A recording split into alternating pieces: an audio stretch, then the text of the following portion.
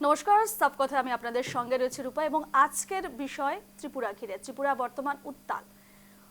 মানুষ মানার হুঁশ যাদের আছে তাদেরকে মানুষ বলা হয়, কিন্তু আজকের দিনে দাঁড়িয়ে মানুষের মানবিকতা নিয়ে উঠছে প্রশ্ন। কারণ ত্রিপুরার বুকে যে ঘটনা ঘটে গেছে সে জায়গায় দাঁড়িয়ে মানুষের মানবিকতার উপর প্রশ্ন চিহ্ন দাঁড় করিয়েছে। ত্রিপুরার ধর্মনগরে অপমানে আত্মহত্যা করেছে এক যুবক। তুচ্ছ বিবাদ, সামান্য কথাতেই একেবারে যুবককে প্রকাশ্যে চরম অপমান, মারধর, এবং সেই ঘটনার ভিডিও ভাইরাল হওয়ায় চরম পথ যুবকের। ডেলিভারি বয়ের মৃত্যুতে এখনো কিন্তু অধরা মূল অভিযুক্তরা। যে 5 জন ছিলেন অভিযুক্ত সেই সময়, যে 5 জন তার ওপর নির্মম প্রহার চালায় এবং সেই পুরো ঘটনার যারা দায়ী সেই অভিযুক্তরা কিন্তু এখনো অধরা। সামান্য কথায় যে কি করে মানুষ এইভাবে আইন হাতে তুলে নিতে পারে তারই এক জ্বলন্ত উদাহরণ একেবারে ধর্মনগরের বুকে ঘটে গেল। এবং যা নিয়ে একেবারে উত্তাল শুধু ধর্মনগর নয়, গোটা ত্রিপুরা। একেবারে সেই জায়গায় দাঁড়িয়ে প্রশ্ন উঠছে। আপনাদের জানিয়ে রাখি, 72 ঘন্টার উপর হয়ে গেছে, অর্থাৎ 3 দিন পার হয়ে গেছে। পুলিশ প্রশাসন কিন্তু কোনো ধরনের ব্যবস্থা গ্রহণ করতে পারেনি। এখনো পর্যন্ত অধরা 5 অভিযুক্ত। সে জায়গায় দাঁড়িয়ে ত্রিপুরার পুলিশ প্রশাসনের ভূমিকা নিয়ে উঠছে প্রশ্ন। দায়িত্ব জ্ঞানহীনতার এক চরম রূপ সামনে আসছে। যেই মানুষগুলো সেই ছেলেটার উপর নির্মম প্রহার করলো তাদের ছবি কিন্তু ভাইরাল হয়েছে। তারপরও পুলিশের কেন এত সময় লাগছে সে নিয়ে কিন্তু একাধিক প্রশ্নচিহ্ন উঠছে। এইবারে আপনাদের শোনাবো সেই ঘটনার প্রত্যক্ষদর্শীদের মন্তব্য আমাদের হাতে এসে পড়েছে। তারা কি বলছেন এই পুরো ঘটনার বিষয়ে সামনে রাখবো। কান ধরে মাপ চাইলিছি, তো মাপ চাওয়ার পরে আবার এইভাবে তারে আবার টানিয়া হিসড়াইয়া মারাটা একদম খুবই খারাপজনক। যে এই জিনিসটা এই চাপটা আর মাথাতে নিতে পারছে না। দেখছে যে আমি এই অপমান কালকে আমাদের ভাইরাল করবো কইতেছে। তারা ওয়ার্নিংও দিছে, কইছে তুই কালকে কেমনে মুখ দেখাস মানুষরা আমরা দেখবো, কি কাজ করো তুই, তো আর কোনোখানে কাজও করতে পারতি না, তোর এত এই যোগ্যতাও তো তোর থাকতো না। তো এই যে চাপটা আছে, মানসিক যন্ত্রণাটা আর মানিয়া নিতে পারছে না বা সহ্য হয়েছে না তার। সব মানুষ তো সমান না, ইগোতে লাগি গেছে গিয়া, যার কারণে এই রাস্তাটাই বাছিয়া নিছে। তো এটা এক ধরনের একটা মানে কিটাও কইতাম, এটারে সুসাইডও কোয়া যায় না ঠিক।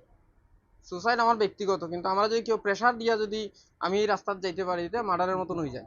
তো তারা এখানে ডাইরেক্ট এসে আমার এখানে দোকানে এসেছে, আসার পরে তো এখানে নিয়ে আসার পরেই এটা মারধর করেছে। আমি একটু দূর থেকে দেখেছি, আমি এখানে কাজের ঝামেলায় ছিলাম, তার জন্য কাজ করাচ্ছিলাম। একটু পরে গিয়ে আমি দেখেছি যে মারধর চলছে। মারধর করেছে, অনেক মারধর করেছে। প্রথম ছেলেটা মারধর করেছিল, এরপরে আটকানো হয়েছে, কিন্তু সোয়েটারটা ছিল ওই সোয়েটারটা ছিঁড়ে দিয়েছে। আমরা প্রত্যক্ষদর্শীদের বক্তব্য আপনাদের সামনে রাখলাম। কি করে একটি তরতাজা ছেলেকে প্রথমে অপমান করা হয়, সে ক্ষমা চায়, ছবিও আপনাদের সামনে রাখবো। ক্ষমা চাওয়ার ছবিও আমাদের কাছে আছে, আপনাদের সামনে তুলে ধরবো। ক্ষমা চায় ছেলেটি বারবার তার অন্যায়ের জন্য, কিন্তু তাকে মাফ করা হয় না। তাকে বেদম প্রহার করা হয়, এবং বেদম প্রহার করেছেন কারা? মহিলা, একজন মহিলা তাকে চর থাপ্পড় মারতে থাকে ক্রমশ। এবং যেমনটাই শুনলেন, তাকে ধমক দেওয়া হয়, হুঁশিয়ারি দেওয়া হয় যে তার এই ঘটনার সমস্ত ভিডিও ভাইরাল করা হবে এবং সে কাজের অযোগ্য হয়ে থাকবে, অর্থাৎ কোনো জায়গায় সে কাজ পাবে না, তার ক্যারিয়ার শেষ। এই ধরনের একেবারে হুমকি দেওয়া হয়। কোথা থেকে পায় এত সাহস? কোথা থেকে পায় এই আজকালকার যুগের যারা নবপ্রজন্মই বলবো, আজকালকার যুগের যারা মানুষরা, তাদের সামাজিকতা কোথায়, তাদের সামাজিক দায়বদ্ধতা কোথায়, তারা মানুষ হিসেবে কি পরিচয় দিচ্ছে তার যে উদাহরণ, তার জন্য কিন্তু খেসারত পোহাতে হচ্ছে সেই প্রসেনজিৎ সরকারের পরিবারকে। প্রসেনজিৎ সরকার সহ্য করতে পারেনি অপমান, শেষ পর্যন্ত আত্মহত্যা করে। এটাকে আত্মহত্যা কি বলা যায়? আমাদের সঙ্গে এই মুহূর্তে প্রতিবাদকারী রয়েছেন, অসীম মল্লিক রয়েছেন, যারা প্রতিনিয়ত প্রতিবাদ করে যাচ্ছেন এই ঘটনার। মৌন মিছিল করে যাচ্ছেন তারা রাস্তায় নেমেছেন, ন্যায় চাচ্ছেন, জাস্টিস ফর প্রসেনজিৎ সরকার। আমি প্রথমে যাব অসীম বাবুর কাছে। অসীম বাবু, ত্রিপুরার বুকে এই কি এক মর্মান্তিক ঘটনা ঘটে গেল, কিন্তু এখনো অধরা অভিযুক্তরা।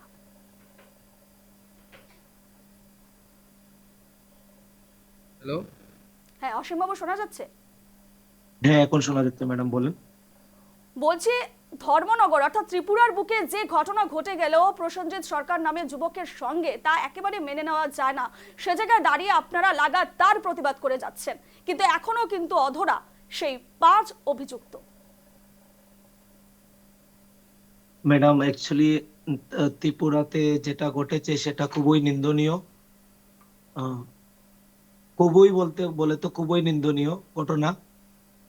আজকে 4 দিন অতিক্রান্ত হতে যাচ্ছে, কিন্তু এখন পর্যন্ত কোনো আসামি গ্রেপ্তার হয়নি। কিন্তু আমাদেরকে SP sir, Dharmanagar north SP north আমাদেরকে আশা দিয়েছেন যে 24 ঘন্টার মধ্যে উনি 5 জন আসামিকে গ্রেপ্তার করে হাজতে রাখবেন। তো সেই আশায় আমরা সমগ্র ত্রিপুরাবাসী বসে আছি।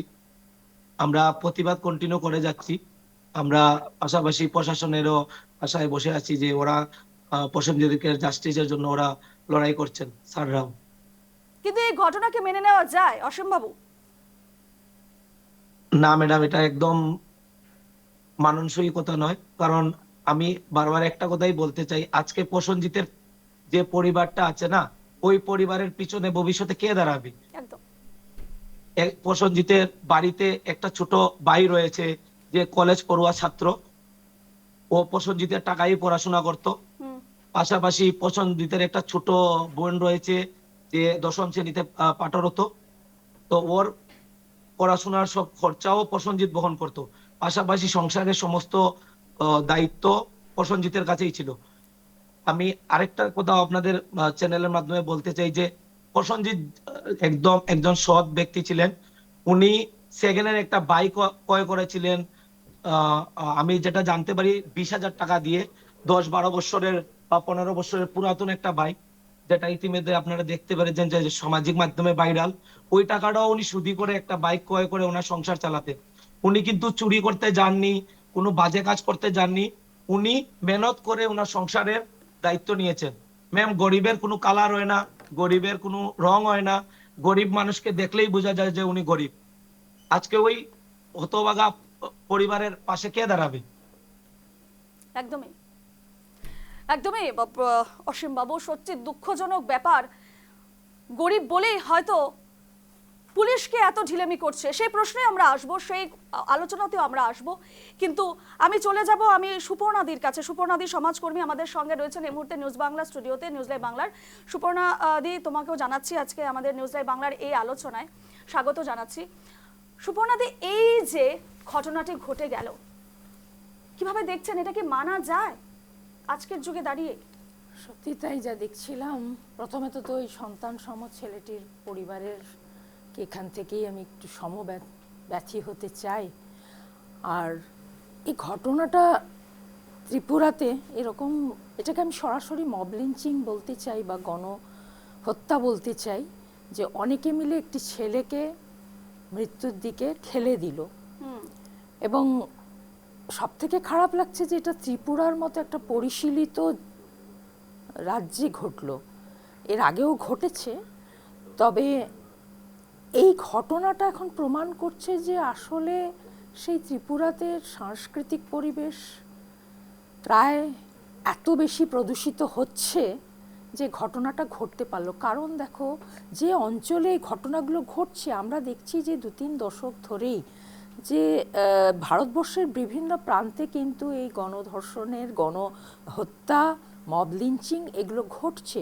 মানুষের মধ্যে আর্থসামাজিক অবস্থার কারণে, সাংস্কৃতিক একটা প্রদূষিত অবস্থার কারণে এক ধরনের সহিষ্ণুতার পরিবেশ কমছে, সহিংসতা বাড়ছে। কিন্তু যখনই কোনো অঞ্চলে এই ধরনের একটা উত্তপ্ত ঘটনা ঘটে, যেখানে মৃত্যু হচ্ছে, যেখানে মানুষটা পারছে না নিজের স্ট্রেস লেভেলকে ক্যারি করতে, তখন আমাদের দেখতে হবে যে সেই অঞ্চলটার হিস্ট্রি কি। এই অঞ্চলটা একটা এতই পরিশীলিত অঞ্চল, যেখানে রবীন্দ্রনাথ আসছেন, যেখানে সাহিত্য সংস্কৃতির শচীনদেব বর্মন ছিলেন, যেখানে আমরা আজকে পবিত্র সরকারকে পাচ্ছি। এরকম পরিশীলিত একটা রাজ্য এত প্রদূষিত হলো। এখানে একটা বাম রাজনীতির দীর্ঘদিনের পরিক্রমা ছিল। একটা বলা যায় প্রায় 100% মতো এখানে লিটারেসি, সেটা বলা হচ্ছে। কিন্তু আজকে ধর্মনগরকেও যদি আমরা স্টাডি করি, আমরা দেখতে পাই যে ধর্মনগরও খুব দ্রুত পরিবর্তন হচ্ছে। ত্রিপুরার মধ্যে একটা বিরাট পরিবর্তন হচ্ছে, সেটা সোশিও ইকোনমিক এবং পলিটিক্যাল। যেই কৃষি সমাজটা ছিল, এবং এই পরিবারটাকে দেখেই মনে হচ্ছে যে হয়তোবা কখনো কৃষি সমাজের ছিল, কিন্তু আজকে সে অত্যন্ত দরিদ্র পরিবার। একদম। তার বাবা হয়তো আজকে আর সেই ছোট কৃষক কৃষি করতে পারছে না, এবং এই শ্রেণীর ছেলেমেয়েরাই কিন্তু জোম্যাটো বয় হচ্ছে, মানে যেটা গিগ ইকোনমি, মানে অস্থায়ী নেচারের যে অর্থনীতি, তার শিকার হচ্ছে এই ছেলেরা। কারণ এরা যেখানেই কাজ করুক, এদের শ্রমের কোনো নিরাপত্তা দেওয়ার কেউ থাকে না। আসলে অস্থায়ী ইকোনমির মেন কথাটাই হচ্ছে যে এদের পাশে কেউ দাঁড়ায় না। আর এদের জবটা এরা প্রথমে যখন ভাবে যে হয়তো ছেলেটির কত বয়স হবে, হয়তো +2 করে 12 পাস করে হয়তো কাজে তার নামতে বাধ্য হয়েছে পারিবারিক অর্থনীতির জন্য, ভেবেছিল হয়তো জোম্যাটো বয় হয়ে, ডেলিভারি বয় উপার্জনের একমাত্র পরিবারের উপার্জনের একমাত্র সেই ছিল। মাত্র সে। হ্যাঁ। এবং এই যেটা পরিবর্তন হচ্ছে, ত্রিপুরাকে এখন আসলে যেটা এশিয়ান ডেভেলপমেন্ট ব্যাংকের থেকে ঋণ নিয়ে এসে একটা খুব দ্রুত একটা শিল্পের দেশ করার যা জোগাড় চলছে। যে এখানে কি হচ্ছে, রাস্তা চওড়া হচ্ছে, রিসোর্ট হচ্ছে, পর্যটন চলে আসছে, ডাটা ফিক্সিং স্টেট হচ্ছে। এই যখন এত দ্রুত পরিবর্তন হয়, তখন এই ট্রানজিশনাল পিরিয়ডে কিন্তু মানুষের মন মানে কি হয়, আগে ট্র্যাডিশনাল অ্যান্ড নতুনের মাঝখানে একটা খুব বিভ্রান্ত হয়। এই অসহিষ্ণুতার পরিবেশটা আমাদেরকে বোঝাচ্ছে যে এখানে এখন সে আগের মতো রাজপরিবাররা আর সাংস্কৃতিক পরিবেশকে ভালো করছে না, তারাও নেমে পড়েছে রাজনৈতিক ক্ষমতা দখলের লড়াইয়ে। এই বিষয়ে আমি আমাদের সঙ্গে দুজন রাজনীতিক রয়েছেন, আমাদের সঙ্গে রয়েছেন কংগ্রেস নেতা হুমায়ুন আহমেদ এবং বিজেপির প্রাক্তন বিধায়ক রয়েছেন ডক্টর দিলীপ দাস। আমি প্রথমে দিলীপ বাবুর কাছে যাচ্ছি। দিলীপ বাবু, আপনাদের রাজ্যে, ত্রিপুরা রাজ্যে ধর্মনগরের বুকে যে ঘটনাটা ঘটে গেছে, প্রসেনজিৎ সরকার, ভাইরাল হয়েছে ভিডিও, আপনারা দেখেছেন। তারপর পুরো ঘটনা নিয়ে প্রথমে আপনার প্রতিক্রিয়া জানতে চাইব। এটা অত্যন্ত দুঃখজনক, নিন্দনীয়। এটা মোটেই এরকম ঘটনা ঘটা উচিত নয়। এটা আমি সর্বৈব এটা নিন্দা করি। 72 ঘন্টার ওপর হয়ে গেছে দিলীপ বাবু, এখনো পর্যন্ত অধরা রয়েছে 5 অভিযুক্ত, যেখানে 5 অভিযুক্তকে স্পষ্ট একেবারে ক্যামেরায় দেখা গেছে, ভাইরাল ভিডিওতে দেখা যাচ্ছে, তারপরও অধরা রয়েছে। কোথাও না কোথাও পুলিশ প্রশাসন, ত্রিপুরা সরকারের দিকেও কিন্তু প্রশ্নের চিহ্ন উঠছে, প্রশ্ন উঠছে তাদের ভূমিকা নিয়ে। কেন এত দেরি হচ্ছে? দেখুন, আমি আপনার আগের যারা বক্তা ছিল সেটা আমি ফলো করিনি বা আমি শুনতে পাইনি, প্রেক্ষাপটটা বুঝতে পারিনি। এখন ঘটনা হচ্ছে যে শনিবার রোববারে রাত্রে এটা ডিটেক্টেড হয়েছে, এটার এগেনস্টে FIR হয়েছে, এবং আমি দেখলাম যে BNS এর 103, 115, 329 ধারায় কেস রেজিস্টার্ড হয়েছে, এবং পুলিশ ওদের বাড়িতে যাচ্ছে, বারবার চেষ্টা করছে তাদের ধরতে। আর আমাদের যে মুখ্যমন্ত্রী, উনি আগেই বলেছেন কোনো রকম ক্রাইম বা যারা দুষ্কৃতকারী তাদের প্রতি 0 টলারেন্স। মুখ্যমন্ত্রী বলছেন যে এরা দ্রুত ন্যায় পাবে। এটা প্রশাসন বা পার্টির যে দৃষ্টিভঙ্গি সেটা একদম পরিষ্কার। এখন সরকার চলে 4টে একটা স্তম্ভের উপরে, যেমন আপনারা এটাকে হাইলাইট করছেন, সোশ্যাল ইলেকট্রনিক মিডিয়া, পুলিশ আছে, জুডিশিয়ারি আছে, তারা তাদের দায়িত্ব ইনস্ট্রাকশন দেওয়া আছে। কিন্তু দিলীপ বাবু, এখনো একজনকেও ধরা সম্ভব হয়নি দিলীপ বাবু, এখনো একজনকেও কিন্তু করায়ত্ত করতে পারেনি, আটক করতে পারেনি পুলিশ প্রশাসন। কোথায় কোথায় সমস্যাটা কোথায়? না, আমি যতটুকু খবর নিয়েছি, ওদের বাড়িতে বারবার পুলিশ যাচ্ছে, ওরা পলাতক আছে, এবং পুলিশ তাদের পিছনে ভীষণভাবে লেগে রয়েছে, এবং মুখ্যমন্ত্রীর ইনস্ট্রাকশন ক্লিন কাট, যত তাড়াতাড়ি তাদেরকে অ্যারেস্ট করতে হবে। প্রতিবাদকারীরা আলটিমেটাম বেঁধে দিয়েছিল 24 ঘন্টা পার হয়ে গেছে। আজকে SP মহোদয় বলেছেন যে তিনি আরো 24 ঘন্টার সময়সীমা দিয়েছেন। কি মনে হচ্ছে? আপনারা একটা জিনিস আমি আমার বক্তব্য যে এইভাবে আলটিমেটাম দিয়ে 24 ঘন্টা 72 ঘন্টা দিয়ে এইভাবে এই জিনিসগুলো এটা হয় না। কিন্তু SP আপনারা মহোদয় দেখেন যে দিয়েছেন। জিরানিয়ার দিলীপ যে বাবু SP মহোদয় নেশার দিয়েছেন। গ্রেফতার, একদম এক মিনিট SP আমার কথাটা শেষ করুন। হ্যাঁ হ্যাঁ বলুন।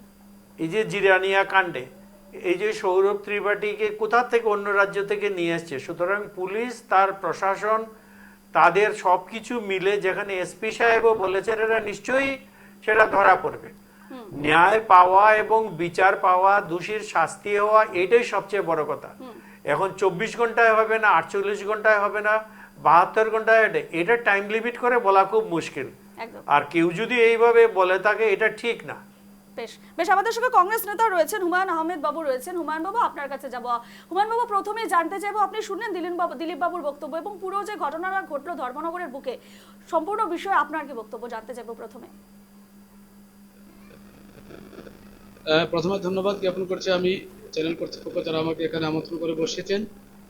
অত্যন্ত দুঃখজনক এবং নিন্দাজনক বিষয়, আজকে আমাদের ত্রিপুরা রাজ্যের মানবিক অবস্থা কোথায় গিয়ে দাঁড়িয়েছে।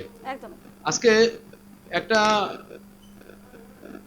আমার কথা শুনতে পাচ্ছেন তো? হ্যাঁ পাচ্ছি বলুন।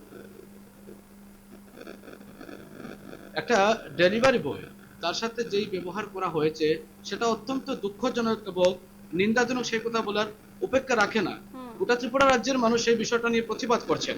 আপনারা দেখতে পাচ্ছেন ইলেকট্রনিক মিডিয়া, সামাজিক মাধ্যম হোক অথবা প্রিন্ট মিডিয়া থেকে শুরু করে প্রত্যেক অংশের মানুষ সেটাকে একটা নিন্দার নজরে দেখছেন।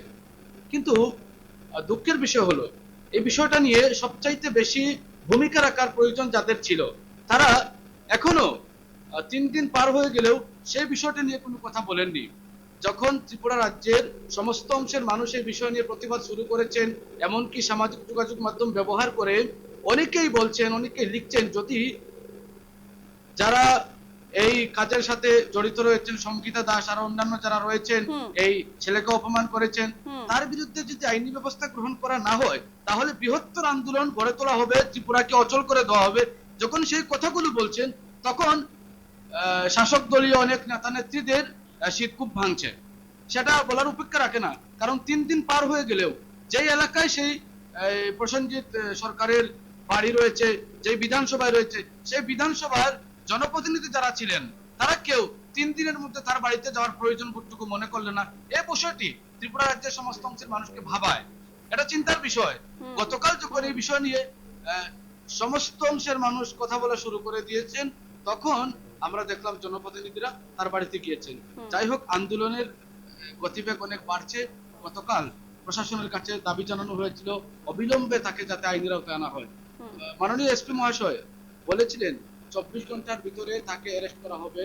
24 ঘন্টা বের হয়ে গেলে এখন পর্যন্ত তাদের বিরুদ্ধে কোনো আইনি অ্যাকশন নেওয়া হয়নি, আমরা প্রত্যাখ্যান করলাম না। কিন্তু পরিতাপের বিষয় হলো সেই বিষয়টা নিয়ে ধর্মনগরের সাধারণ মানুষ আজকে যখন প্রতিবাদ করেছিলেন, ধর্মনগর থানায় ডেপুটেশন দেওয়ার জন্য গিয়েছিলেন, তখন আমরা নিউজের মাধ্যমে দেখতে পারলাম পুলিশ লাঠি চার্জ করেছে।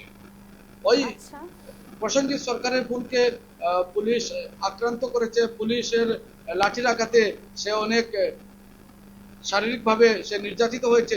এই বিষয়গুলো নিয়ে কথা বলার মতো মানসিক যে অবস্থা ত্রিপুরা রাজ্যের সাধারণ মানুষের নেই। এখন আমরা প্রশাসনকে দায়ী করছি। মাননীয় মুখ্যমন্ত্রী মহাশয় গতকালকে দেখলাম উনি সামাজিক যোগাযোগ মাধ্যমে লিখেছেন যে এই বিষয়টি নিয়ে তদন্ত করতে হবে। এই বিষয়গুলো আমাদেরকে ভাবায়। কোথায় ছিলেন মাননীয় মুখ্যমন্ত্রী মহাশয় 3 দিন? এখন কি মুখ্যমন্ত্রী মহাশয় ওনার অবস্থান স্পষ্ট করছেন, নাকি ওনার চেয়ার বাঁচানোর চেষ্টা করছেন? রাজ্যের সমস্ত অংশের মানুষ ঐক্যবদ্ধ হয়েছেন, মানুষ প্রতিবাদ করবে। এখন জনপ্রতিনিধিরা এই বিষয় নিয়ে কথা বলছেন, শুধু কথা বললে হবে না, সাধারণ মানুষ চাইছেন হুমায়ুন বাবু যেটা প্রশ্ন তুললেন, এখনো পর্যন্ত মুখ্যমন্ত্রী মহোদয়ের সময় হয়নি প্রসেনজিৎ সরকারের বাড়ি যাওয়ার বা তদন্ত প্রক্রিয়া যেভাবে এগোচ্ছে সে জায়গায় দাঁড়িয়ে কিন্তু একাধিক প্রশ্ন উঠছে।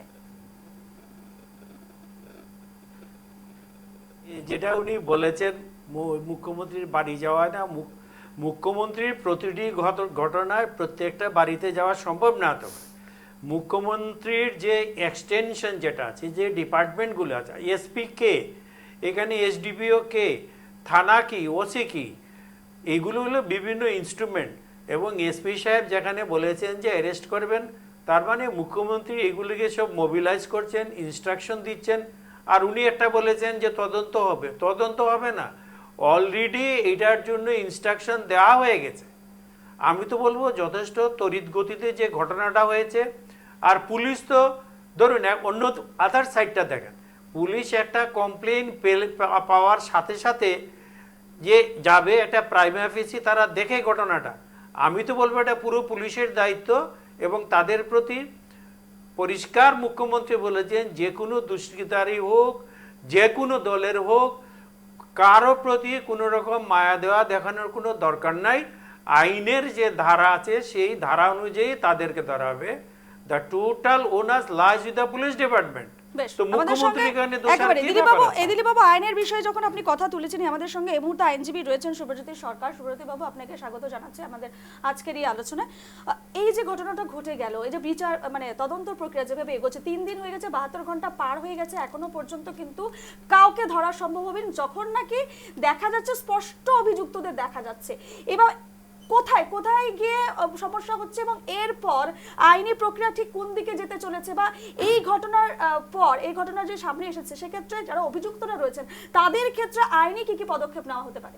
না, প্রথমত একটা কথা বলবো যে কেউ নিজের ইচ্ছায় এই পেশাটা বাছে না। কারণ আজকাল আমরা জানি যে সবাইকে তো সরকার চাকরি দিতে পারবে না, সবাই নিজেদের সেলফ এমপ্লয়েড হওয়ার একটা যা আত্মনির্ভরশীল হওয়ার চেষ্টা থাকেন, সেজন্য মানুষরা এই পেশা গ্রহণ করেন।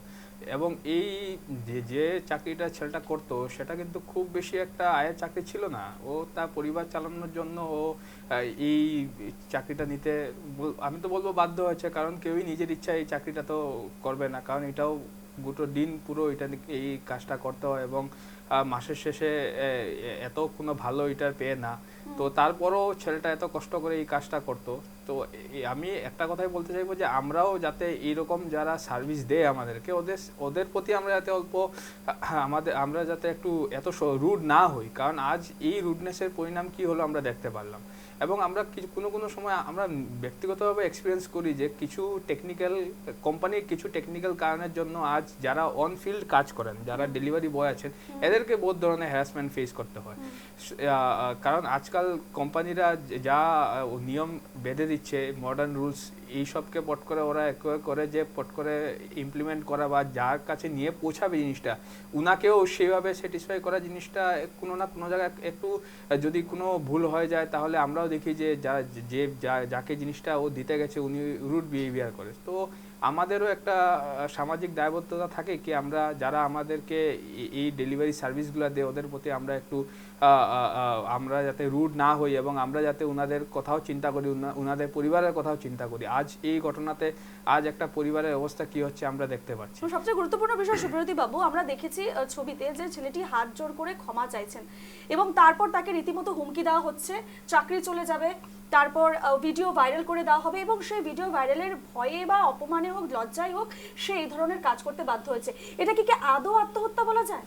না, এটা তো একদমই আত্মহত্যা আমি বলবো না। কারণ এটা যেভাবে দেখলাম যে হ্যারাসমেন্টটা করা হলো সবার সামনে এবং সোশ্যাল মিডিয়াতে, এটা আজকাল একটা মানে টুল হয়ে গেছে। মানে আমি এটা বলবো না কি আজ দেখুন পুরুষ মানুষদের যদি এরকম কোনো ধরনের প্রবলেম ফেস হয়, there is no proper forum. আজ মহিলাদের জন্য there is a forum, national commission for women বলেন, স্টেট কমিশন ফর ওমেন বলেন, ওনাদেরকে ল সবসময় আপার হ্যান্ড দিচ্ছে। কিন্তু আজ আমি এই অ্যাঙ্গেলটা কেন বলবো, ওয়াই ইট ইজ ইম্পর্টেন্ট, কারণ কিছুদিন পূর্বে আমরা পার্লামেন্টে দেখেছি যে একজন মেম্বার অফ পার্লামেন্ট উনি প্রাইভেট মেম্বার বিল এনেছেন, ন্যাশনাল কমিশন ফর মেন বিল 2025। এটার পক্ষে বহুত মানুষ বক্তারা বক্তব্য দিচ্ছেন এবং এটার এগেনস্টেও বহুত বক্তারা বক্তব্য দিচ্ছেন। কিন্তু এটা থাকার, আমি ব্যক্তিগতভাবে ভাবি যে এইটা থাকার প্রয়োজনীয়তা আজকের দিনে আছে। কারণ আমরা বহুত ক্ষেত্রে দেখেছি যে ভুয়ো অভিযোগে পুরুষ মানুষরা বহু বছর ট্রায়াল ফেস করার পর অ্যাকুইট হচ্ছেন। হ্যাঁ, তো এর জন্য এইরকম যদি একটা ফোরাম ফর ইনিশিয়াল প্রুফ যদি না থাকে, তখন কি সমস্যা হয় আজ আমরা দেখতে পাচ্ছি। এরকম একটা প্রপার ফোরাম আমাদের প্রত্যেকটা স্টেট লেভেলে এবং ন্যাশনাল লেভেলে থাকাটা উচিত বলে আমি ভাবি। এবং সেকেন্ড হচ্ছে গিয়ে এই যে আজ যে ইনসিডেন্টটা হলো, এখানে যদি পুলিশ, যা আমি বিভিন্ন বক্তাদের থেকে শুনতে পেলাম যে এখনো আসামিদের অ্যারেস্ট করা হয় নাই, কিন্তু সবাই এগেনস্টেই শুনতে পারলাম যে এটা নন বেলেবল সেকশন যা যতগুলো আছে, তাও পুলিশের হাতে there is open hand to police ওনারা। এবং মুখ্যমন্ত্রী মহোদয় বারবার বলছেন যে উনি নিজেও টুইট করেছেন, আমি দেখেছি কি এখানে একটা ইনকোয়ারি হবে। তো পুলিশকে আরও সক্রিয় হওয়া উচিত আমি বলে ভাবি, এবং ওনাদের যে ইন্টেলিজেন্স ডিপার্টমেন্ট আছে ওনাদেরকেও আরও অ্যাক্টিভ হওয়া উচিত। কারণ ধর্মনগর হচ্ছে গিয়ে কালচারালি বলুন আর কালচারালি একটা ভাইব্রেন্ট জায়গা, এবং এই জায়গাটার একটা লিগেসি রয়েছে। এই জায়গার থেকে এরকম ইনসিডেন্ট আমরা এক্সপেক্ট করতে পারি না। এই 2025-এ দাঁড়িয়ে আমরা এইসব ইনসিডেন্ট আমরা এক্সপেক্ট করতে পারি না, যার জন্য আজ একটা তরতাজা যুবক যার একটা ভবিষ্যৎ ছিল তার আজ জীবনের দীপটা নিভে গেল। এইসব জিনিস নিয়ে আমাদের সোসাইটির যারা ইন্টেলেকচুয়ালস আছে ওদেরকে বোঝা উচিত, এবং আমাদেরকেও বোঝা উচিত কি আমাদের কি দায়বদ্ধতা আছে এই আমাদের এরকম ছোট ছোট সার্ভিস দেওয়া মানুষদের প্রতি। প্লাস আরেকটা জিনিস হচ্ছে গিয়ে এখানে আমি ভাবি একটা হাই লেভেল ইনকোয়ারি তৎসঙ্গে হওয়া উচিত, ম্যাজিস্ট্রেট ইনকোয়ারি হওয়া উচিত। কারণ এই যে ইনসিডেন্টটা, এইসব ইনসিডেন্টকে আমরা যদি চেক না দিই এরকম ইনসিডেন্ট বাড়তে থাকবে। এরকম ইনসিডেন্ট যাতে আর না হয়, এই ইনসিডেন্টটা যাতে কোনো ধরনের রং মেসেজ না দেয় সোসাইটিতে, এইরকম যাতে আমি আসামের কথা বলবো, আসামেও কিছুদিন পূর্বে এরকম একটা ইনসিডেন্ট হয়েছে যেখানে যে মানুষটা ছিল ও এরকমভাবে অনলাইনে ওর ভিডিও সার্কুলেট হওয়ার দরুন ও সুইসাইড করেছিল। সেজন্য বলছি এটা একটা নতুন একটা ট্রেন্ড আরম্ভ হয়েছে কি সোশ্যাল মিডিয়া মানুষের জীবনের উপর বেশ বড় প্রভাব ফেলছে। যদি কারোর অভিযোগ থাকে ও থানায় গিয়ে মামলা করুক, তার বিরুদ্ধে কি উনি উনার সাথে কোনো খারাপ ব্যবহার করেছেন, ডিআরআর ফরমস আমি বলেছি উনি ন্যাশনাল স্টেট কমিশন ফর ওমেনে গিয়ে কমপ্লেন করা উচিত ছিল উনার। এইরকম অনলাইনে কাউকে ভাইরাল করে কেউ মানে ডিফেম করা এটা একদমই কাম্য নয়। এবং উনি তো দেখেছি শি ওয়াজ এ টিচার, উনি একজন শিক্ষক ছিলেন, হ্যাঁ শিক্ষিকা। তো শিক্ষিকার থেকে আমরা এই সমাজ ভালো জিনিস মানে আশা করে নাকি এইসব জিনিস যেটা উনি করলেন, এবং উনি যা করেছেন সেটা সমাজ কোনোদিনই অ্যাকসেপ্ট করবে না। কারণ আজ এইভাবে একজন মানুষকে অনলাইনে ডিফেম করে যার জন্য এই যুবক আজ প্রাণ গেল, এটার আজ উনার পরিবারের কথাটা চিন্তা করা উচিত ছিল এই মহিলার। বেশ বেশ একদমই একদমই। আমি সুপর্ণাদির কাছে একটু যাবো। সুপর্ণাদি, তোমার সঙ্গে এর আগেও বিষয়ে আমরা আলোচনা করেছি, সোশ্যাল মিডিয়ার যেটা প্রভাব মানুষের জীবনে যেভাবে পড়ছে তার যেটা কুফল আমরা দেখতে পাচ্ছি। আজকে এই সোশ্যাল মিডিয়ার ভয় দেখিয়ে কিন্তু একরকম বলা যেতে পারে সেই ছেলেটি, সেই যুবকটি কিন্তু আতঙ্কিত হয়ে গেছে, এবং তার মাথায় এটাই কাজ করেছে যে তার প্রচন্ড অপমান বোধ করেছে সে, যে যদি ছবিটা ভাইরাল হয়ে যায়। কারণ সে বারবার ক্ষমা চাইছে, তারপরও সে ক্ষমা পাচ্ছে না, তাকে রীতিমতো মারা হয়েছে, এবং কোথাও না কোথাও তাকে হুমকি দেওয়া হয়েছে তার চাকরি চলে যাবে, তার ক্যারিয়ার শেষ করে দেবে। সে জায়গায় দাঁড়িয়ে শেষ পর্যন্ত সে আত্মহত্যার পথ বেছে নিল। আত্মহত্যা বলবো না, বলবো এই 5 জন অভিযুক্তের প্ররোচনায় বা উস্কানিতে আজকে সেই পথ বেছে নিল। তাকে হত্যাই বলবো, এটা একটা হত্যা বলবো। আর এই যেটা সোশ্যাল নেটওয়ার্কিং এর এটা এত বিষাক্ত বলে আমি মনে করি যে এটা এখন একটা বিষাক্ত পৃথিবী হয়ে যাচ্ছে, যেখানে নির্মম এবং প্রত্যেককেই এখানে যেন স্বাধীনতা পেয়ে গেছে যে সবাই নিজের মতো করে আইন নিজের মতো করে ব্যবহার করছে, এবং যেখানে কোনো রেস্ট্রিকশন থাকছে না। এই যে রেস্ট্রিকশন না থাকা একটা সমাজ তৈরি হচ্ছে, এবং যেখানে সামাজিক যে সমস্ত শাসক শ্রেণীরাও এক্ষেত্রে অনেকখানি দায়, কারণ তাদেরও নিজেদের টুইটার এর মধ্যে থেকে তারাও অবধারিতভাবে কি করছে, অন্য একটা গ্রুপের মানুষকে হেনস্থা করছে। আসলে এই সাহসটা নাগরিকরা কখন পাচ্ছে? যাদের মধ্যে আর এখন নাগরিক নেই, আমরা বলতে পারি যে সমাজটা এমন দিকে এগোচ্ছে যেখানে উন্মত্ত জনতা বেশি, নাগরিক নেই। এই যেটা বিষয়, যেটা বিষাক্ত এই পৃথিবীটার মধ্যে যে আরম্ভ হয়েছে মানুষের আক্রমণ, তার মানে সমাজ জীবন কি হচ্ছে যখন বিচ্ছিন্ন হয়ে যাচ্ছে এবং বাজার জীবন আমাদের কাছাকাছি চলে আসছে। কারণ এই যেটা সোশ্যাল নেটওয়ার্কিং, এটাও একটা বাজার জীবন, এবং মাঝরাত পর্যন্ত আমরা এই বাজারে ঘোরাফেরা করতে করতে আমাদের যেটা সাংস্কৃতিক মূল্যবোধ এটা একদমই জিরোতে নেমে গেছে। একদমই সুপর্ণাদি, আমরা আলোচনায় থাকবো এবং আরো বিভিন্ন প্রশ্ন রয়েছে আমাদের কাছে পুরো ঘটনা নিয়ে। সেই সমস্ত ঘটনার উপরও আমরা নজর রাখবো, কারণ এই ঘটনা কিছুতেই মেনে নেওয়া যায় না যে একটি তরতাজা যুবক আত্মহত্যার পথ বেছে নিয়েছে। এই 5 জন যারা তাকে রীতিমতো প্ররোচিত করেছে, উস্কানি দিয়েছে, এবং তারপর এই চরম পন্থা অবলম্বন করেছে Prosenjit Sarkar. Hashtag justice for Prosenjit. News live বাংলার তরফ থেকেও আমরাও চাইছি প্রসেনজিৎ সরকার বিচার পাক, ন্যায় পাক। আজকের আলোচনার বিষয় ত্রিপুরায় অর্থাৎ ধর্মনগরের যে প্রসেনজিৎ সরকারের যে আত্মহত্যার বিষয় এবং তাকে ঘিরে বিভিন্ন প্রশ্ন উঠছে এবং আমরাও চাইছি হ্যাশট্যাগ জাস্টিস ফর প্রসেনজিৎ সরকার, অর্থাৎ আমরাও ন্যায় চাইছি প্রসেনজিতের। এবং এই মুহূর্তে আপনাদের সামনে রাখবো প্রসেনজিৎ সরকারের মা এবং তার আত্মীয়রা ঠিক কি বলছেন। পাইতো আমরা হলো তারা শাস্তি পাইতো, আমরা আমার ছেলে যেরকম মরছে তারা এরকম শাস্তি পাইতো। কষ্ট সীমানাই রে বাবা, কি কষ্ট সীমানাই রে বাবা আমরা রে। তার মধ্যে আফতা করি এক মনে করি আমার পর্যন্ত ঢুকে ঘরে বসে বিয়ে ঢুকে মা বলছেন যারা অভিযুক্ত রয়েছেন, যাদের জন্য তারা তাদের ছেলেকে হারিয়েছেন, শাস্তি চাই, উপযুক্ত শাস্তি চাই। কাঁদছে তাদের পরিবারের আত্মীয় স্বজনেরা। স্বাভাবিকভাবেই খুব বেদনাদায়ক ছবি। এবং এই মুহূর্তে আমাদের কাছে যে খবর আসছে আমরা দেখতে পাচ্ছি যে ধর্মনগর থানার পুলিশের সামনে কিন্তু তার বোন, প্রসেনজিৎ সরকারের বোন একেবারে কাঁদছে, আর্তনাদ করছে। আমি যাব দিলীপ বাবুর কাছে। দিলীপ বাবু, বোনের বুক ফাটা কান্না। এই মুহূর্তে যে খবর আসছে কিছুক্ষণ আগের বিষয়, ছবি আমাদের হাতে এখনো এসে পড়েনি, তবে খবর আমাদের কাছে এসে পৌঁছেছে ধর্মনগর পুলিশের থানার সামনে একেবারে বোনের আর্তনাদ, মায়ের দাবি আমরা শোনালাম, আপনাদের সামনে রাখলাম। পরিবারের লোকজনরা কান্নায় ভেঙে পড়ছেন। আমাদের সূত্র মারফত যে খবর আমাদের কাছে উঠে এসেছে সেখানে জানা যাচ্ছে যে এই 5 অভিযুক্ত কোথাও না কোথাও শাসক দলের সঙ্গে তাদের যোগসূত্র রয়েছে।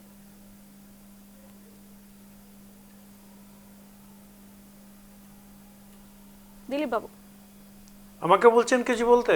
হ্যাঁ দিলীপ বাবু, আপনাকেই বলছি, কারণ আমরা মায়ের বক্তব্য শোনালাম, শাস্তি চাইছে যারা এই ঘটনার সঙ্গে জড়িত যে 5 জন, পাশাপাশি কাঁদছেন পরিবারের লোকেরা, আত্মীয় স্বজনেরা। এবং এই মুহূর্তে যে খবর আমাদের কাছে এসে পৌঁছেছে, বোনের আর্তনাদের খবর উঠে আসছে ধর্মনগর পুলিশ থানার সামনে। অর্থাৎ সে জায়গায় দাঁড়িয়ে আপনার কাছে একটি প্রশ্ন এবং সূত্র মারফত আমাদের কাছে খবর রয়েছে যে এই 5 অভিযুক্ত শাসক দলের ঘনিষ্ঠ, অর্থাৎ আপনাদের দলের ঘনিষ্ঠ, এমনটাই কিন্তু সূত্র মারফত আমাদের কাছে খবর রয়েছে।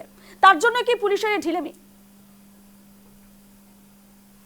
আমার কাছে তো উল্টো খবর আছে যে ধর্মনগরের যুব মোর্চার থেকে পুলিশের উপর চাপ দেওয়া হচ্ছে, যারা অন্যায় করেছে তাদেরকে অ্যারেস্ট করা হোক, তাদের বিচার করা হোক, এই খবরটা তো আমার কাছে আছে। তো যারা আছে এটাকে মোটেই রাজনৈতিক কোনো ইস্যুই বানানো উচিত না, কারণ মুখ্যমন্ত্রী সবসময় বলে আসছে যে দল মত কোনো কিছু দেখার দরকার নাই, যারা অপরাধ করছে তাদেরকে শাস্তি দিতে হবে, আইনের মতো যা বন্দোবস্ত তাই করবে। সুতরাং এই কথাগুলো যারা বলছেন তাদের অনুমান নির্ভর। ওদের কাছে যদি তথ্য থাকে যে কোথায় ওরা আছে, লুকিয়ে আছে, তারা দেখতে পাচ্ছে, ঘোরাঘুরি করছে, তাহলে পুলিশকে খবর দিক। সেই পুলিশকে তো খবর দেওয়া হবে, কিন্তু আরো একটি যেটি বিষয়, সঙ্গীতা ভট্টাচার্য যে প্রধান অভিযুক্ত, তিনি নাকি এবিভিপির দায়িত্বপ্রাপ্ত কর্মী ছিলেন। কোনো মানুষ যদি একটা দলের সাথে যুক্ত থাকে তাহলে সে অপরাধ করতে পারবে না, এর কোনো গ্যারান্টি নেই। তো সুতরাং সে কবে এবিভিপি ছিল বা কবে হ্যাঁ, কিন্তু দিলীপ বাবু প্রশ্নগুলো এজন্যই উঠছে কারণ যারা প্রতিবাদে নেমেছে তারা কিন্তু ধৈর্য ধরার পর প্রতিবাদে নেমেছে, যখন দেখছে যে আইনি ব্যবস্থা কোনো রকম ভাবে এগোয়নি। 3 দিন অতিক্রম হয়ে গেছে, 72 ঘন্টা হয়ে গেছে, কোনো অভিযুক্তকে এখনো পর্যন্ত ধরা যায়নি, পুলিশ কোনো সক্রিয় ভূমিকা দেখায়নি। তারপরেই কিন্তু এই যারা অসীম বাবুরা রয়েছেন তারা পথে নেমেছেন। আপনি একটা তাদেরকে জিজ্ঞেস করেন না, ওই বাড়িতে খোঁজ করেন, পুলিশ তাদের বাড়িতে গেছে কিনা, অন্য জায়গায় খোঁজ করছে কিনা। এসপি সাহেব ডেপুটেশন নিয়েছেন, অ্যারেস্টের কথা বলেছেন, এবং পুলিশও যাচ্ছে বিভিন্ন জায়গায়। কিন্তু এমন তো নয় যে যারা অপরাধ করেছে তারা একটা জায়গায় বসে আছে দিয়ে বলছে আমাদের এসে তুলে নিয়ে চলে যাও। পুলিশের কাজ করছে, পুলিশের উপরে প্রেসার আছে, মুখ্যমন্ত্রী থেকে যে কথাগুলো বলা হয়েছে। কিন্তু এটা এমন না যে আমি জানতে পেরে গেলাম ওই পুকুর পাড়ে বসে আছে তুলে নিয়ে যাবে, এরকম আইন তো আর এইভাবে চলে না। পুলিশ তার কাজ করছে, হ্যাঁ পুলিশকে ইনস্ট্রাকশন দেওয়া হচ্ছে, এটা তো এর বেশি এই মুহূর্তে আমার পক্ষে তো বলা সম্ভব না। আর বিরোধী যারা আছে তারা এটাকে রাজনৈতিক ইস্যু বানানোর কোনো কারণ নেই। এটা এত এত সংবেদনশীল, এত সেন্সিটিভ ইস্যু যে একটা ছেলে এইরকম একটা ইয়ের কাজ করে, যেটা ব্লু ডার্টে শুনছিলাম সে কাজ করে, তার সাথে একটা কনফ্লিক্ট হয়েছে, এটা মারামারি হয়েছে, ডেলিভারি নিয়েও সমস্যা হয়েছে। আমরা হয়তো যে ট্রুথটা জানি, উল্টো দিক থেকে ও মারেনি, ওকে এক পক্ষই মানে এই 5 অভিযুক্তের মধ্যে 1-2 জন তার উপর মেরেছে। ঠিক আছে, ঠিক আছে, সেই জন্যই তো ওদেরকে অ্যারেস্ট করার কথা আসছে। কিন্তু যে ট্রুথগুলো আমরা, যে টোটাল ট্রুথ হয়তো আমরা জানি না, পুলিশের কাছে আরো ট্রুথ আছে, কিন্তু যে ঘটনাটা ঘটেছে এবং যে ধারাগুলো লাগানো হয়েছে সেই ধারা, শুরুতে আমরা প্রত্যক্ষদর্শীদের বক্তব্য আমরা সামনে রেখেছি কিভাবে ছেলেটাকে এসে একেবারে রীতিমতো টার্গেট করা হয় এবং ছেলেটি বারবার ক্ষমা চেয়েছে, সেই ভিডিও কিন্তু ভাইরাল হয়েছে। ছেলেটি হাত জোর করে একেবারে ক্ষমা চাইছে, তারপর কেন তার গায়ে হাত তুললো সেই মহিলা সঙ্গীতা ভট্টাচার্য, যিনি শিক্ষিকা, কেন তার গায়ে হাত তুললেন? সেই জন্যই তো ওরা অপরাধী, এবং যে লোক তারা প্রত্যক্ষভাবে দেখেছে তারা নিশ্চয়ই সাক্ষী হবে, এবং সাক্ষী যখন হবে সে অপরাধ পাবে। আমি এখানে উকিলবাবুর কিছু কথা শুনছিলাম, আর আরেকজন মহিলা যে কথাগুলো বলছেন, এটা সোশ্যাল এবং কালচারাল সবটা ব্যাপারে যে একটা পিকচার দাঁড়াচ্ছে, আমরা একটা বাজে পরিস্থিতির মধ্যে দিয়ে যাচ্ছি।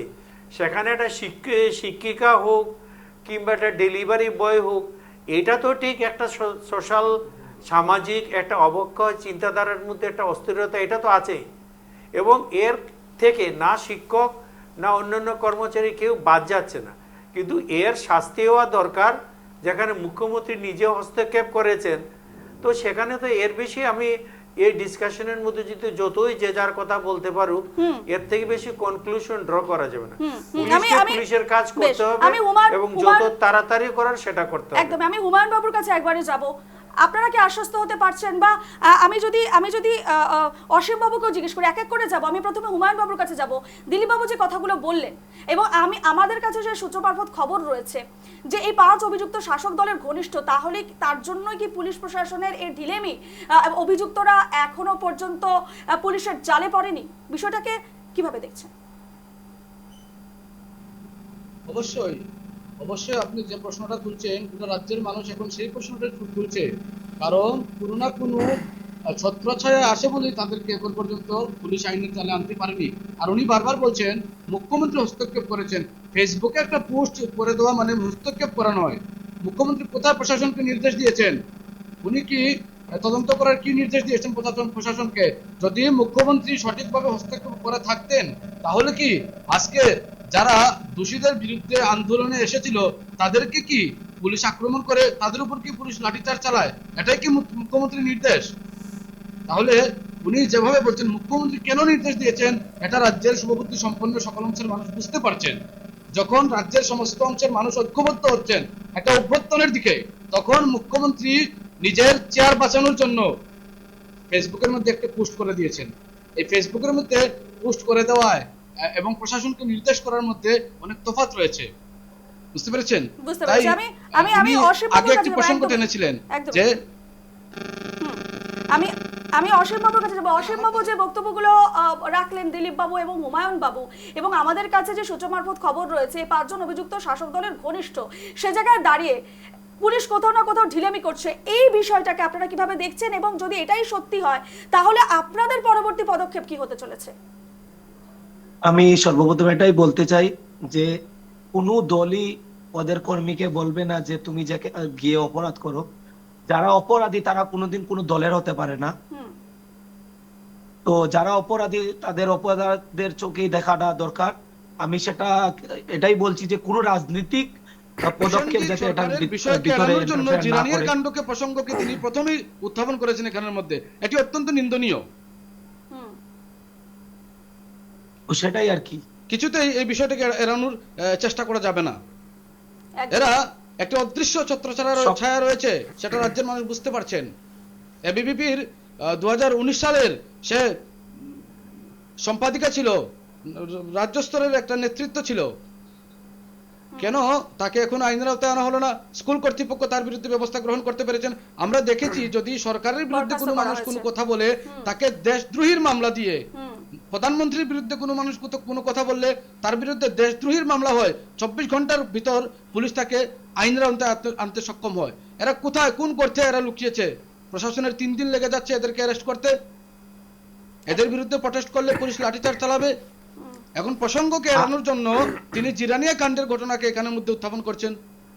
অসীমবাবু যে খবর আসছে যেটা হুমায়ুনবাবু বললেন, এবং আমাদের কাছেও তথ্য রয়েছে যে এই মুহূর্তে কিন্তু প্রসেনজিতের বোন ধর্মনগর থানার সামনে একেবারে কান্নায় ভেঙে পড়ছে এবং তার দাদার ন্যায় বিচার চাইছে, এবং সে জায়গায় দাঁড়িয়ে হুমায়ুনবাবু যে বক্তব্য রাখলেন সেখানে লাঠি চার্জ করা হচ্ছে। এটা কতটা ন্যায়সঙ্গত, কতটা যুক্তিসঙ্গত?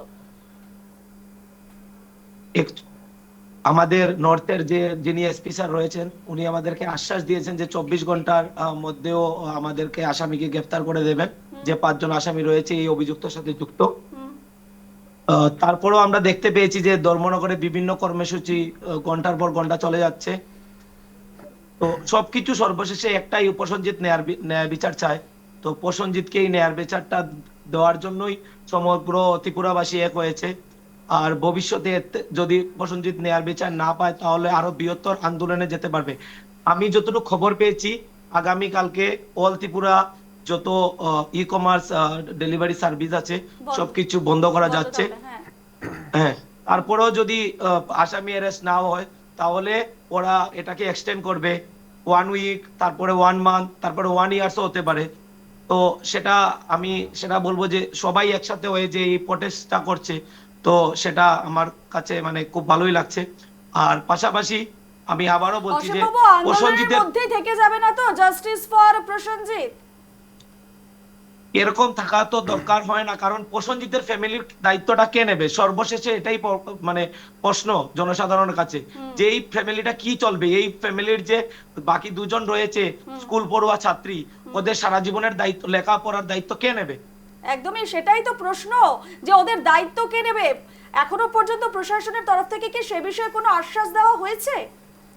না, এই বিষয়ে প্রশাসন কোনো আশ্বাস দেননি যে প্রসেনজিৎ বা ওদের ফ্যামিলির সারা জীবনের দায়িত্ব কে বা কারা নেবেন।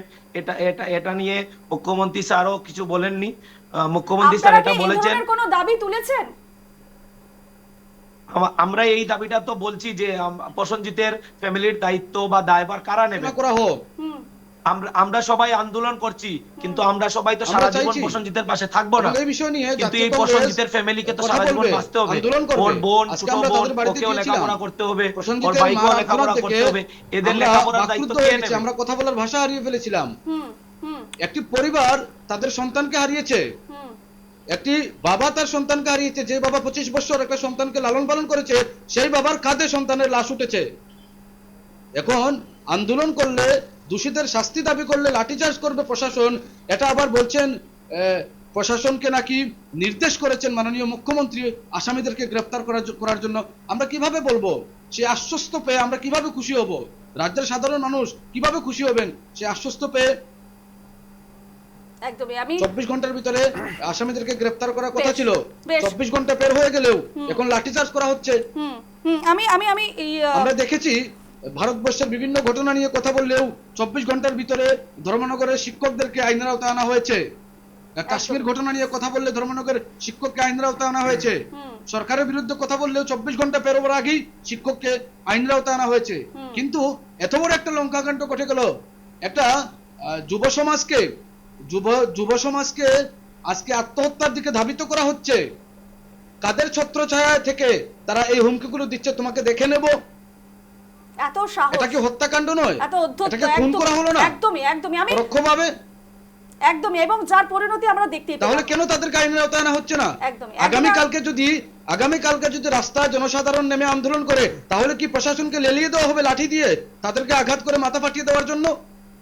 একদমই উচিত নয়। প্রশাসনের এই কাজ যথেষ্ট। যদি এরকম ধরনের কোনো ঘটনা ঘটেছে হুমায়ুনবাবু, আমাদের কাছে এখনো সে বিষয়ে রিপোর্ট আসেনি যে আক্রমণ করা হয়েছে বা মারধর করা হয়েছে যারা প্রতিবাদ করতে গিয়েছিল। তবে বোন যে কাঁদছে থানার সামনে, সেই বিষয়টি আমাদের সামনে এসেছে। আমি একটু সুব্রজ্যোতির কাছে যাবো। সুব্রজ্যোতি, তুমি কিছু বলতে চাইছিলে? হ্যাঁ, আমি একটা জিনিস বলবো যে এই বিষয়টি অত্যন্ত সংবেদনশীল, এবং এই বিষয়টিকে নিয়ে যেভাবে রাজনীতি করা বা রাজনীতি, এখানে মুখ্যমন্ত্রীর নাম ভাঙানো হচ্ছে, মুখ্যমন্ত্রী কেন ফেসবুকে বা টুইটারে উনি এই বিষয়টার ইনভেস্টিগেশনের কথা লিখেছেন, এইসব বিষয়কে আমি ভাবি অ্যাটলিস্ট এই বিষয়ে, এই ঘটনায় এইসব বিষয় টেনে আনা উচিত না। কারণ এই বিষয়টি রাজনীতির ঊর্ধ্বে, এই বিষয়টি নিয়ে প্রত্যেকটা দল একজন আরেকজনের সাহায্য করে এবং সহযোগিতা করে কিভাবে দ্রুত এই আসামিদের যাতে গ্রেফতার করতে হয়, সেখানে এসপি বলুন, ডিসি বলুন, ওনাদের সাথে দেখা করে। এবং আমি ভাবি এই ঘটনায় মুখ্যমন্ত্রী নাম জড়ানো বা মুখ্যমন্ত্রীর কথা টেনে আনার কোনো প্রয়োজনই নেই। কারণ এই ঘটনায় নর্থ ত্রিপুরা হচ্ছে গিয়ে নিজে একটা ডিস্ট্রিক্ট, সেখানে তাদের প্রশাসনিক সেট আপ আছে, সেখানে এসপি রয়েছেন, ডিসি রয়েছেন বা তার থেকে ঊর্ধ্বত কর্তৃপক্ষরা রয়েছেন। একটা ডিস্ট্রিক্টে যারা রয়েছেন ওনারা ব্যবস্থা নেওয়ার অধিকারী এবং ওনাদের কাঁধে এই দায়িত্বটা আছে। এখানে এই ঘটনাকে নিয়ে মুখ্যমন্ত্রীর নাম জড়ানো এবং মুখ্যমন্ত্রীকে আনা, আমি ভাবি এই জিনিসটাকে অ্যাটলিস্ট পলিটিক্যালাইজ করা ঠিক না। কারণ এই জিনিসটা পলিটিক্সের ঊর্ধ্বে, এই জিনিসটা সবাই খুব সংবেদনশীলভাবে দেখছেন এবং এই জিনিসটাকে নিয়ে আমরা মানে এই ইস্যুটা অ্যাটলিস্ট পলিটিক্সের ঊর্ধ্বে। আমি সুব্রতির কাছে জানতে চাইবো, সুব্রতি বাবু, যে এই এখন যে আইনি প্রক্রিয়াটা, এখন এসপি মহোদয় বলেছেন যে আগামী 24 ঘন্টার মধ্যেই অভিযুক্তদের তিনি করায়ত্ত করবেন বা তাদের আটক করবেন। যদি তিনি না পারেন, তিনি আশ্বস্ত করেছেন, সে জায়গায় দাঁড়িয়ে পরবর্তী যে আইনের যে বিষয়গুলো রয়েছে কিভাবে এগোবে এবং সেক্ষেত্রে দাঁড়িয়ে ঠিক কি ব্যবস্থা নেওয়া হতে পারে? দেখুন, ল এনফোর্সমেন্ট এজেন্সি হচ্ছে গিয়ে পুলিশ। পুলিশ হচ্ছে গিয়ে পুলিশকে আসামিকে ধরার প্রধান দায়িত্ব হচ্ছে গিয়ে পুলিশের, সেখানে অন্য কোনো এজেন্সি পারবে না ধরতে।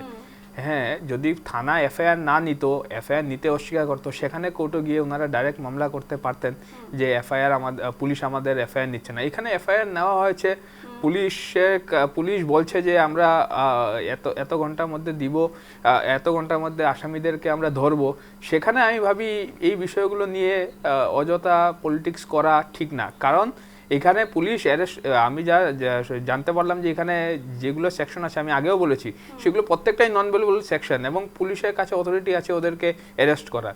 সেখানে মুখ্যমন্ত্রীরও প্রয়োজন নেই, এসপিরও প্রয়োজন নেই। যেখানে যে থানায় এই মামলাটা হয়েছে সেখানে যে আইও আছেন এই কেসের, উনি ওদেরকে গ্রেফতার করতে পারেন।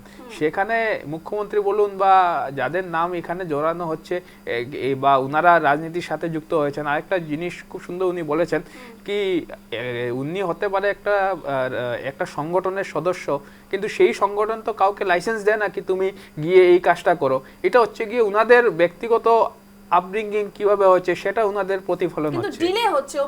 ডিলে হচ্ছে আমি মানছি, কিন্তু এই যে ব্যবহারটা, এটা কোনো সংগঠন কাউকে শিখাবে না কি তুমি ওই মানুষটার সাথে এইভাবে বিহেভিয়ার করবে, এবং ওই ব্যক্তিগত ব্যবহারকে সংগঠনের নামের সাথে জড়ানো উচিত না।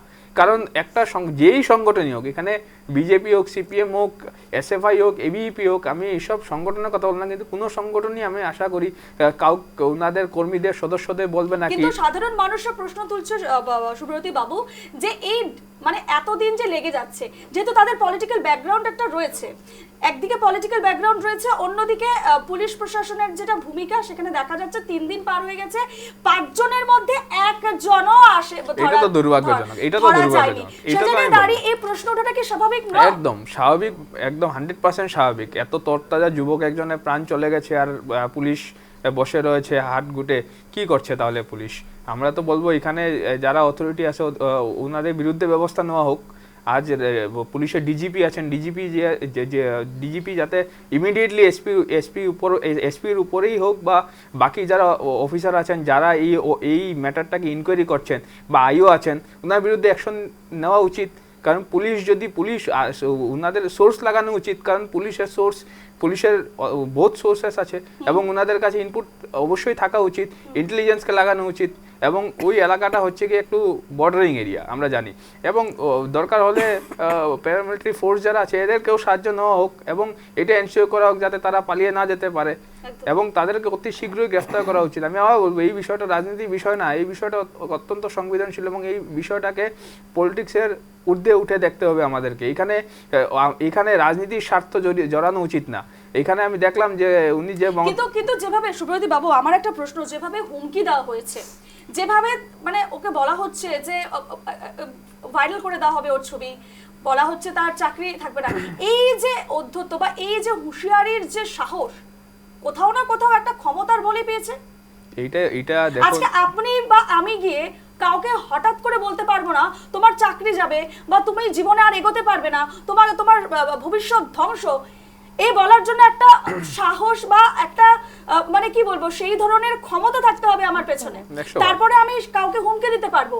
একজন সাধারণ মানুষের পক্ষে সেটা বলা সম্ভব না। আমি এটাই বলবো যে সেটাই তুলছে, সেটা আমার কথা নয়, সেটা ত্রিপুরার আমরা ফেসবুক খুললে, আমি ফেসবুক খুলে শুভজ্যোতি লাস্ট কয়েকদিন থেকে দেখতে পাচ্ছি প্রত্যেকের একটাই প্রশ্ন, এটা দিস রিফ্লেক্টস দ্য আপব্রিঙ্গিং। আমি আরেকটা কথাই বলবো যে উনার পরিবারের যে কি চিন্তাধারা এটা প্রতিফলন হচ্ছে, কারণ না হলে উনি যা ঘটনা করেছেন এটা তো কি ঘটনা ঘটেছেন হয়তো এখন উনি বুঝতে পারছেন, তখন উনি হয়তো উনি একটা নিজেকে খুব বড়ত্ব দেখানোর জন্য উনি এইসব শব্দ ব্যবহার করেছেন, কিন্তু আজ হয়তো উনাকে পালিয়ে বেড়াতে হচ্ছে এবং যা পুলিশ যা শুনতে পারলাম যে ওনারা পলাতক, এর জন্য এটা হচ্ছে গিয়ে ওনাদের একদম হাতে নিয়ে। আমি একেবারে শেষে দিলীপ বাবুর কাছে যাব, তারপরে সুপর্ণাদির কাছে। দিলীপ বাবু, হুমায়ুন বাবু প্রশ্ন তুলেছেন কেন যদি যে তথ্য ওনার কাছে আছে একেবারে টর্চার করা হচ্ছে, মারধর করা হচ্ছে প্রতিবাদকারীদের উপর থানার সামনে, এবং সে জায়গায় দাঁড়িয়ে আরো একটি বিষয় আপনার কাছ থেকে জানতে চাইবো, পরিবারের পাশে কি সরকার দাঁড়াবে? কারণ আন্দোলন হচ্ছে জাস্টিস ফর প্রসেনজিৎ সরকার নিয়ে, কিন্তু এই যে অসহায় পরিবার, উপার্জনের একটি মাত্র সেই ছেলে ছিল, তারপর তাদের এই পরিবারের ভবিষ্যৎ কি হবে? আপনার অ্যাঙ্কারিং দেখে মনে হচ্ছে আপনি তো এজিটেটরদের পাশে দাঁড়িয়ে আছেন। না, বিষয়টা হচ্ছে বিষয়টা খুবই সংবেদনশীল। একটি ছেলে তার প্রাণ গেছে সেই 5 জনের জন্য, সেটা আমার আপনার বিষয় না, এটা বলছি না রাজনীতির বিষয় নয় বা আমার অ্যাঙ্কারিং এর বিষয় নয়, বিষয়টি সবার, এই প্রশ্নগুলো প্রত্যেকের। তাহলে আমাকে উত্তর দিতে দিন, আপনি বললে কি করব? বলুন। প্রথম কথা হচ্ছে হুমায়ুন বাবু এই আমার আগে যিনি কথাটি বলেছেন অত্যন্ত লজিক্যাল বলেছেন, এবং আমিও এর আগেও বলেছি যে সে যে কোনো পার্টি করে থাকতে পারে, সেখানে আইন তাকে দেখবে না সে কোন পার্টি করেছে। উনি আপব্রিঙ্গিং এর কথা বলেছেন, এটা কি আমরা আশা করি যে একজন শিক্ষিকা এই কাণ্ডটা করবে? 2 নম্বর কথা, ওই হুমায়ুন বাবু বারবার বলছেন মুখ্যমন্ত্রীর গদি বাজাতে, উনি কোথাকার লুজি? মুখ্যমন্ত্রীর গদি উনার কথার উপর নির্ভর করবে? মুখ্যমন্ত্রী কি কোনো বাজারের সেক্রেটারি নাকি না ক্লাব সেক্রেটারি? উনি ব্যাপারটাকে টোটালি এর আমি বলবো বিপথে চালিত করছে এবং এটা রাজনৈতিক এজেন্ডা হিসেবে তারা ব্যবহার করছে। একদমই। আর 2 নম্বর কথা, আরেকটা কথা যেটা হয়েছে, আমি জিরানিয়া কাণ্ডের কথাটা কেন বলেছি যে আমাদের এই পুলিশ এত মানে থেকে উত্তরপ্রদেশ থেকে তাকে তুলে নিয়ে এনেছে, আমি রেফারেন্সটা বলেছি যে সব সময় একদম গিয়ে বাড়ি থেকে তুলে নিয়ে আসতে পারে। এই প্রসঙ্গগুলো ঠিক আছে দিলীপ বাবু, শেষ আপনার কাছে একটা বিষয় জানতে চাইবো, একদম সময়ের হাতে, আপনারা কি সেই পরিবারের পাশে থাকছেন কিনা সেটা আমাদের চ্যানেলের মাধ্যমে আমি সেই পরিবারটিকে জানিয়ে দিতে চাই, কারণ সেই পরিবারটি খুবই অসহায়। একটা আমাদের মুখ্যমন্ত্রী দেখেছেন আমরা জলে ডুবা থেকে করে থেকে নির্মাণ শ্রমিক যে মারা যায়, মুখ্যমন্ত্রীর তার নিজস্ব ত্রাণ তহবিল আছে, সেখান থেকে টাকা পয়সায় মুখ্যমন্ত্রী অসম্ভব মানবিক। আর একটা কথা যে ওরা বলছে মুখ্যমন্ত্রী যদি এখানে ফোন না করতেন, যদি ফেসবুকে পোস্ট না করতেন, তাহলে কি মুখ্যমন্ত্রীর দায়িত্ব চলে যায়? এটা পুলিশের দায়িত্ব, ল অ্যান্ড অর্ডারের দায়িত্ব, এটা ডিএম আছে, এসপি আছে, ডিসি আছে। এরপরে বলবো যে হি ইজ ভেরি সেনসিটিভ, সেই জন্য ওটা যাতে তাড়াতাড়ি ধরা পড়ে, she has taken this necessary action.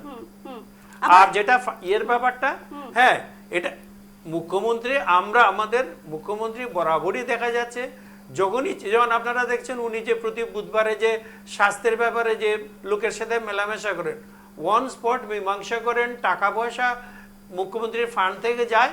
এখন এইটা আমি এই মুহূর্তে একজন পার্টির পক্ষে এই ডিক্লারেশনটা আমি দিতে পারবো না, but age he is very sensitive, sympathetic, এর এ কোর হার্টেড ম্যান, তো আমি বিশ্বাস করি সেই পরিস্থিতি বিচার করেও মুখ্যমন্ত্রী যেটা বিবেচনা করবেন সেরকম করবেন। বেশ সুপর্ণাদি, একদম সময় নেই আর। কিন্তু রূপা, আমি লাস্ট যেটা বলতে চাই যে কোনো ঘটনা কিন্তু রাজনীতির বাইরে হতে পারে না।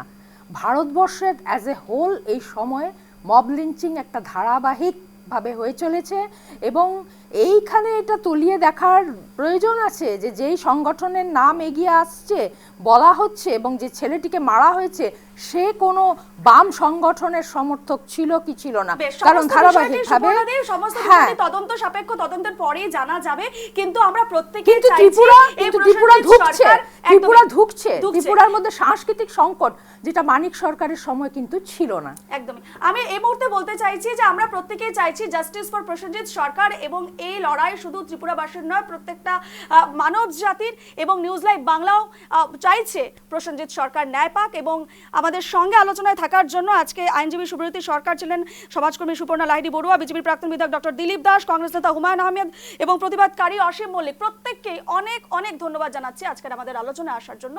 সব কথা এখানেই শেষ করছি, ধন্যবাদ।